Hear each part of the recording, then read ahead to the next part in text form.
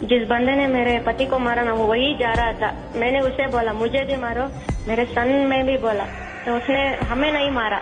उसने बोला मोदी को बोलो। उसने क्या बोला? मोदी को बोलो, कहकर चला गया वहां से।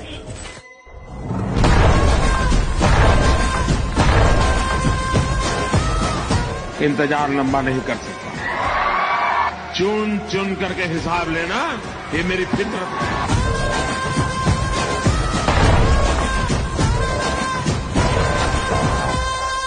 ऑपरेशन सिंदूर नाव वाचल्यानंतर मला एकदम असं भरून आलं की मोदी सरांना कसं जाणवलं असेल की ऑपरेशन सिंदूर नाव द्यावं। तेव्हा मला जाणवलं की आम्ही त्यांच्या मुली आहोत। मुलींचे नवरे गेल्यानंतर एका वडिलांना काय वाटू शकतं, ह्या ज्या त्यांच्या भावना होत्या, त्यामुळे त्यांनी ते ऑपरेशन सिंदूर असं नाव दिलं।